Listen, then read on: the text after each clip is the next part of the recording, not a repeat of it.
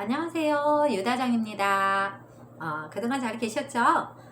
요즘 가을비가 내리고 나서 날씨가 많이 추워졌어요. 그쵸? 그러다 보니까 감기 걸리시는 분들 많이 계시는데요. 요즘 같을 때는 생강차를 얇게 하셔가지고 거기다 레몬 향 이렇게 딱 하셔가지고 한두 방울 떨어뜨려서 드시는 것도 좋고요. 아니면은 레몬청을 만드셔서 거기에 생강을 생강청 만든 거를 조금 타서 이렇게 따뜻하게 드시면 목을 보호하시는데 굉장히 좀 도움이 되더라고요. 아시다시피 저희가 지금 이제 뭐 강의도 하고 다녔고, 그리고 또 지금 어떠하죠? 분양 쪽에 좀 일을 하다 보니까 최근에 들어서 목이 좀 많이 아팠어요. 그래서 또 이제 요즘 코로나 주사 다들 맞으셨죠? 네, 건강이 최고입니다. 그래서 오늘은 제가 우리가 건강이 중요한 것처럼 재산을 지키는데, 우리가 재산을 많이 불리우면 뭐 하겠습니까? 너무 요즘에 머리 아픈 것이 뭐죠? 부동산 쪽에 맞아요. 세금입니다. 세금. 또 뭐죠? 부동산. 요즘 아주 대출 규제니 뭔 규제니 하면서 규제들이 좀 많이 생겼죠. 그래서 좀 머리도 많이 아프시고, 투자하시는 분들 여기를 해야 되나 저기를 해야 되나 고민들 많이들 하시는데요.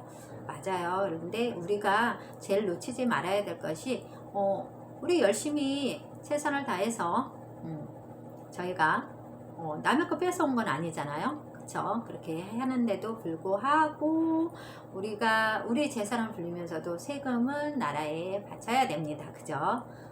당연히 뭐 바쳐야 되죠. 그죠? 이득을 봤으면 내야 되는 게 맞습니다. 그런데 과하게 모르면 과하게 지출이 되다 보니, 자 그러면 이런 세금에 대해서 좀 알아볼까 합니다. 요전 시간에 제가 오피스텔 때문에 세금을 조금 한편 올린 게 있었어요. 자, 오늘은 이제 양도세에 대해서 좀 이야기를 나눠볼까 합니다.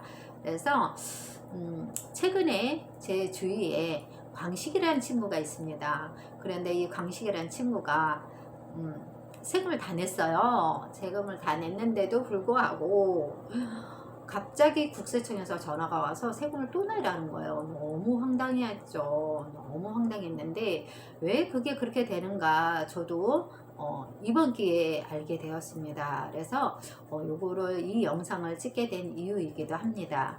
그러면 지금서부터 양도세에 대해서 조금 디테일하게 알아보도록 하겠습니다. 광식이라는 친구가요, 그러니까 양도 차익을 5천만 원을 받습니다. 2020년 10월에 양도를 해서 양도 차익을 5천을 받는데, 또 양도 차익을 또 받습니다. 5천을 또 받습니다. 그거는 20년 12월에 양도를 하면서 양도 차익을 누리게 됩니다. 진짜 뭐 별 기대도 안 하고 샀는데 시세가 오른 거예요. 순간 욕심이 났겠죠. 그래서 혹시 떨어질까봐 두려운 마음에 처분을 하기로 마음을 먹습니다. 그래서 비조정 지역의 주택이랑 그 다음에 업무용 오피스텔이랑 모두 처분을 합니다. 그런 게 양도차익 5천과 양도차익 5천을 보는데, 자 2020년 10월에 한번, 2020년 12월에 또 한번, 요거 잘 기억하셔야 돼요. 자, 강식이는 조정지역에 한 채, 자 비조정 지역에 한 채, 업무용 오피스텔 한 채, 그러면 총 세 채죠. 부동산을 보유를 하고 있습니다. 좀 전에 제가 뭐라 그랬죠? 별 기대도 안 했는데 각각 5천만 원씩을 양도 차익을 보게 된다 그랬죠? 그래서 시세가 떨어지기 전에 얼른 처분을 했는데, 자 볼까요? 비조정 지역에서는 20년 10월에 그리고 업무용 오피스텔은 20년 12월에 잔금까지 다 받고 깔끔하게 처분을 하였습니다. 그럼 뭐가 문제일까요? 볼게요. 자, 비조정 지역의 주택은요, 양도 차이 5천만 원에 기본 공제 250만 원을 적용을 받았습니다. 자, 양도세 618만 원을 납부를 했고요. 오피스텔 양도시에도 기본 공제 적용을 받았을까요? 맞습니다. 안 됩니다. 기본 공제는 1년에 한 번만 가능합니다. 이미 비조정 지역의 양도시에 사용을 했기 때문에 오피스텔 양도시에는 기본 공제를 적용을 받지를 못한 것입니다. 계산을 해보니까 양도세가 680만 원이 나왔습니다. 그러면 이렇게 두 채에 대해 양도세를 잘 납부를 했는데요. 갑자기 국세청에서 띠리링 양도세를 내라고 연락이 왔습니다. 광식이는 어이가 없었어요. 아, 주택이랑 오피스텔이랑 둘 다 양도세에 신고를 했고 납부를 정확하게 했거든요. 그런데 기본 공제도 한 번만 적용을 해서 문제없이 신고를 했는데 무슨 양도세를 또 내라는 겁니까? 그러자 국세청에서는 이렇게 말을 합니다. 같은 해에 건물, 토지, 입주권, 분양권 등 부동산을 2해 이상 양도를 한 다음에 5월에 추가로 양도세를 신고 납부를 해야 한답니다. 라고 하는 거예요. 아니, 이미 양도세 신고 납부를 다 했다니까요.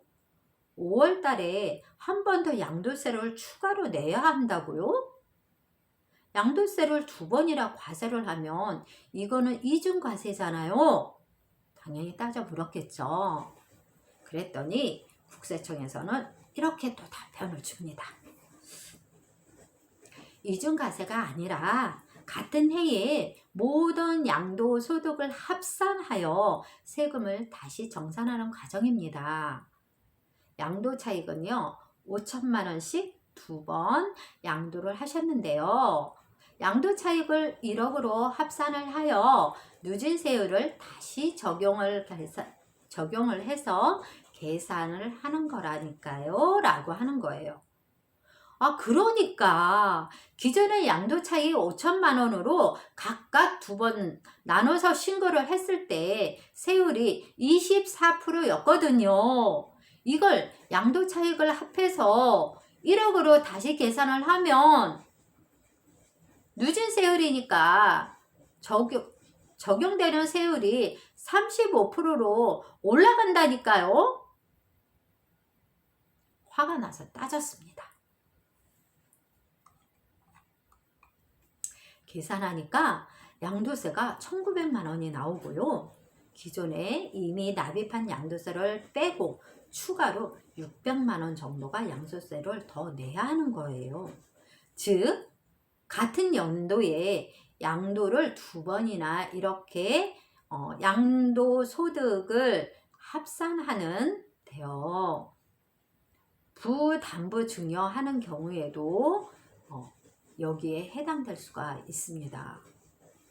부담부 증여 시 양도세가 나오기 때문인데요. 같은 해에 부담부 증여도 한 번, 양도세도 한 번, 이런 경우도 양도소득 신고 대상이 있기 때문에 이 부분 정말 주의를 하셔야 되겠더라고요. 광식이는 이럴 줄 알았으면 오피스텔은 21년에 양도를 할 걸 하고 후회를 했죠. 그럼 20년 한 번, 21년 한 번 양도 한 거니까 양도소득 합산 대상이 아니라서 추가로 양도세가 나오지 않았겠죠. 이 사실을 미리 알았다면 세금을 바뀌었을 텐데 참 안타까웠습니다. 저도 그 말을 들으면서 깜짝 놀랐어요. 이런 경우가 있을 수 있겠더라고요. 그래서 오늘의 영상을 제가 올리게 됐습니다. 그러나 양도소득 합산 과세가 반드시 불리한 것만은 아닙니다. 왜냐하면 만약에 주택은 5천만 원 이익을 본 상태에서 팔았고요. 오피스텔을 오히려 5천만 원 손해본 상태에서 팔았다고 가정을 한번 해볼게요. 그럼 주택은 5천만 원, 양도 차익에 대해 양도세가 600만 원 정도 나올 것이고, 그러면 오피스텔은 양도 차익이 없으니까 양도세가 나오지 않았겠죠. 다음에 5월 양도소득 합산 신고를 한다면 어떻게 될까요? 그럼 양도 차익 5천만 원 손실, 5천만 원이니까 결국 합하면 양도 차익은 없습니다. 자, 양도세도 없겠죠. 자, 기존에 양도세 600만 원을 환급을 받을 수 있는 것입니다. 나도 저렇게 이익 본 거랑 손해 본 거랑 같이 판 적이 있다고요? 자, 5년이 지나지 않았다면 아직 양도세를 환급을 받을 수 있으니까 하루빨리 환급 신청하시기 바랍니다. 자, 요약을 정리를 해드리면 양도 차익만 있는 부동산 2채 이상을 팔아야 한다면 각각 다른 해에 파셔야 합니다. 그래야 합산 과세가 되지 않고요. 추가 양도세가 없습니다. 양도 차익은 부동산 한 채, 양도 손실이 있는 부동산 한 채를 팔아야 한다면 이 경우는 동일 연도에 처분을 해서 합산 과세해야 양도세를 환급을 받을 수가 있습니다. 양도 손실은요, 다음 해로 이율 적용을 해주기 때문인데요. 즉 이익난 자산은 서로 다른 연도에 처분을 하고, 손실난 자산은 이익난 자산과 같은 연도에 처분을 하는 것이 유리하다는 것을 말씀드리겠습니다. 정리해 볼게요. 자, 양도세 합산 과세 모르면 양도세 추가 납부를 해야 하고요. 미리 알면 양도세 환급이 가능할 수 있습니다. 자, 이웃분들은 같은 경우가 발생이 된다면 양도세 합산 과세를 잘 이용해서 절세하시길 바라겠습니다. 자, 이상으로 다정이에 알려주는 정보 마치도록 하겠습니다. 감사합니다.